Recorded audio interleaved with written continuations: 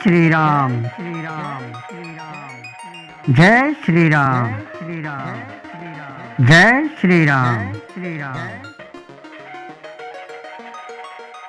बारात ऐसी बनी है कि वाको वर्णन करते ना बने। सुंदर शुभदायक शकुन है रे। नीलकंठ पक्षी बाई और चारों ले रो है, मानो संपूर्ण मंगलन की सूचना दे रो हो। दाहिनी ओर कौआ सुंदर खेत में शोभा पाए रो है। नेवला को दर्शन सब काऊ न करो। तीनों प्रकार की शीतल मंद सुगंधित हवा अनुकूल दिशा में चल रही है। श्रेष्ठ सुहागिन स्त्री भरे हुए घड़ा और गोद में बालक ले भय आ रही है। लोमड़ी फिर फिर के बार बार दिखाई दे जाए। गैया सामने खड़ी बछड़न को दूध पिला रही है। हिरनियन की टोली घूम के दाहिनी ओर को आई, मानो सभी मंगलन को समूह दिखाई देगो हो। छेमकारी सफेद सिरवारी चील विशेष रूप से छेम कर रही है। श्यामा बाई और सुंदर पेड़ पे दिखाई दी। दही मछली और दो विद्वान ब्राह्मण हाथ में पुस्तक ले भय सामने आएंगे। सभी मंगल में कल्याण में और मनोवांछित फल देने वाले शकुन मानो सच्चे है वे के लिए एक संग है गए हूं। स्वयं सगुण ब्रह्म जिनके सुंदर पुत्र हैं, वाकई ने सब मंगल शकुन सुलभ है।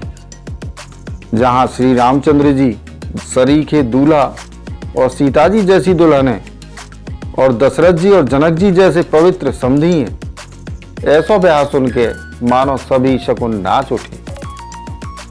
अब ब्रह्मा जी ने हमको सच्चो कर दो, या तरह बारात ने प्रस्थान करो। घोड़ा हाथी गरज रहे और नगाड़े इन पे चोट लग रही है।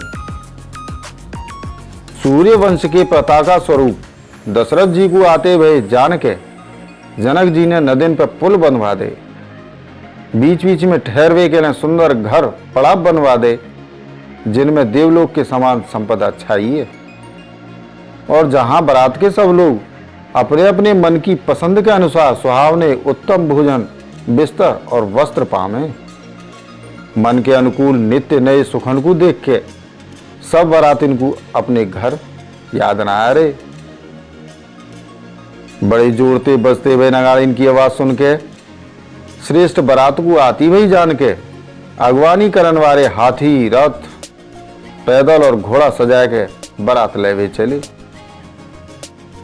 दूध शरबत ठंडाई जल आदि ते भर के सोने के कलश और जिनको वर्णन ना है सके ऐसे अमृत के समान भांति भांति के सब पकवानन ते भरी हुई परात थाल और अनेक प्रकार के सुंदर बर्तन उत्तम फल और अनेकों सुंदर वस्तु राजा ने हर्षित है के भेंट के लिए भेजी। गहना कपड़ा नाना प्रकार की मूल्यवान मणि पक्षी पशु घोड़ा हाथी और बहुत तरह की सवारी, बहुत प्रकार के सुगंधित और सुहावने मंगल द्रव्य और सगुन के पदार्थ राजा ने भेज दे। दही चिवड़ा और अगणित उपहार की चीज कांवरन में भर भर के कहार लेके चल रहे।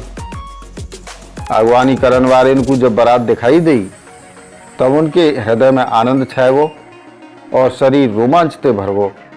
अगवानन को सज धज के संग देख बारातिन ने प्रसन्न है के नगाड़े बजाए।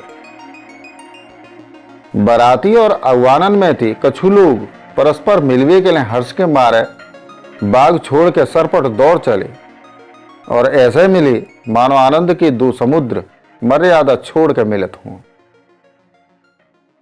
देव सुंदरी फूल बरसा के गीत गा रही हैं और देवता आनंदित है के नगाड़े बजा रहे हैं।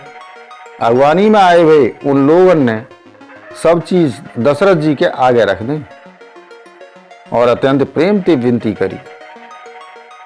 राजा दशरथ जी ने प्रेम सहित सब वस्तु ले ली। फिर उनकी बख्शीश होने लगी और वो याचकन को दे दी गई। तदनंतर पूजा आदर सत्कार और बढ़ाई करके अगवान लोग जनवासी की ओर लेवा के ले चले। विलक्षण वस्त्रन के पावड़े पड़ रहे हैं। जिन्हें देख के कुबेरू अपने धन को अभिमान छोड़ दे। बड़ो सुंदर जनवास हो दयो गयो, जहां सबको सब प्रकार को सुभित हो। सीता जी ने बारात जनकपुर में आई जान के अपनी कछु महिमा प्रकट करके दिखाई। हृदय में स्मरण कर सब सिद्धिन को बुलायो और उन्हें राजा दशरथ जी की मेहमानी करवे के लिए भेज दो। सीता जी की आज्ञा सुन के सब सिद्धि जहां जनवास हो वहां सबरी संपदा सुख और इंद्रपुरी के भोग विलास को ले भे आएगी। बरातिन ने अपने अपने ठहरवे के स्थान देखे तो वहां देवतन के सब सुखन को सब प्रकार से सुलभ पायो। ऐश्वर्य कछु भेद कोई जान ना पायो। सब जनक जी की बढ़ाई कर रहे हैं। श्री रघुनाथ जी ये सब सीता जी की महिमा जान के और उनको प्रेम पहचान के हृदय में हर्षित हुए। पिता दशरथ जी के आगे को समाचार सुन के दोनों भैयन के हृदय में महान आनंद समावन आओ। संकोचवश वो गुरु विश्वामित्र जी से कह ना सके, परंतु मन में पिताजी के दर्शनन की लालसा आई। विश्वामित्र ने उनकी बड़ी नम्रता देखी तो उनके हृदय में बहुत संतोष उत्पन्न भयो। प्रसन्न है कि उन्होंने दोनों भैयन को हृदय ते लगा लो। उनको शरीर पुलकित है वो और नेत्रन में प्रेमाश्रु उनको जल भराया। वो बात जनवासे को चले जहां दशरथ जी मानो सरोवर प्यासे की ओर लक्ष्य करके चलो हो। जब राजा दशरथ जी ने पुत्रन सहित मुनि को आते देखो तब वो हर्षित है के उठे और सुख के समुद्र में थाहसी लेते हुए चले। पृथ्वीपति दशरथ जी ने मुनि की चरण धूलि को बारंबार सिर पर चढ़ायो और उनको दंडवत प्रणाम करो। विश्वामित्र जी ने राजा को उठा के हृदय ते लगा लो और आशीर्वाद दे के कुशल पूछी। फिर दोनों भैयन को दंडवत प्रणाम करते देख के राजा के हृदय में सुख समायो ना है। पुत्रन को उठा के हृदय ते लगा के उन्होंने अपने वियोग जनित दुख को मिटाया। मानो मृतक शरीर को प्राण मिल गए हों। फिर उन्होंने वशिष्ठ जी के चरणन में सिर नवायो। मुनि श्रेष्ठ ने प्रेम के आनंद में उन्हें हृदय ते लगा लो। दोनों भैयन ने सब ब्राह्मणन की वंदना करी और मन भाए आशीर्वाद पाए। भरत जी ने छोटे भैया शत्रुघ्न सहित श्री रामचंद्र जी को प्रणाम करो। श्री रामचंद्र जी ने उन्हें उठा के हृदय ते लगा लो। लक्ष्मण जी दोनों भैयन को देख के हर्षित भये और प्रेम ते परिपूर्ण भय शरीर ते उनते मिले। तदनंतर परम कृपालु और विनयी श्री रामचंद्र जी अयोध्यावासी कुटुंबी जाति के लोग याचक मंत्री और मित्र सब ते यथा योग्य मिले। श्री रामचंद्र जी को देख के बड़ा शीतल भई। राम के वियोग में सबके हृदय में जो आग जल रही वो शांत है। प्रीति की रीत को बखान ना है सके। राजा के पास चारों पुत्र ऐसे शोभा पाए रहे मानो अर्थ धर्म काम और मोक्ष शरीर धारण करे हुए हों। पुत्रन सहित दशरथ जी को देख के नगर के स्त्री पुरुष बहुत ही प्रसन्न है रहे। आकाश में देवता फूलन की वर्षा करके नगाड़े बजा रहे हैं और अप्सरा गा गा कर नाच रही हैं। अगवानी में आए हुए शतानंद जी अन्य ब्राह्मण मंत्रीगण मागध सूत विद्वान और भाटन ने बारात सहित राजा दशरथ जी को आदर सत्कार करो। फिर आज्ञा लेके वो वापस लौट गए। बारात लगन के दिन ते पहले आ गई। याते जनकपुर में और ज्यादा आनंद छाएगो। सब लोग ब्रह्मानंद प्राप्त कर रहे हैं और विधाता ते मना के कह रहे हैं कि हे विधाता दिन रात बढ़ जाएं। श्री रामचंद्र जी और सीता जी सुंदरता की सीमाएं, दोनों राजा पुण्य की सीमाएं, जहां तहां जनकपुर वासी स्त्री पुरुषन के समूह इकट्ठे है के जी कह रहे हैं। जनक जी के सुकृत पुण्य की मूर्ति जानकी जी हैं और दशरथ जी के सुकृत देह धारण करे हुए श्री राम जी हैं।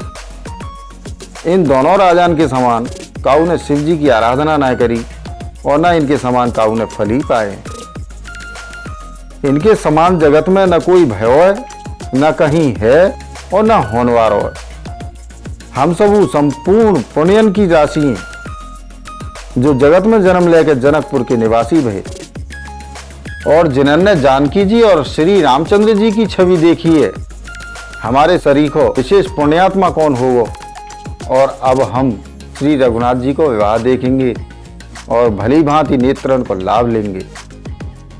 कोयल के समान मधुर बोलन वाली स्त्री आपस में कह रही है कि हे सुंदर नेत्रन वाली, या विवाह में बड़ो लाभ है। बड़े भाग्य ते विधाता ने सब बात बना दी है।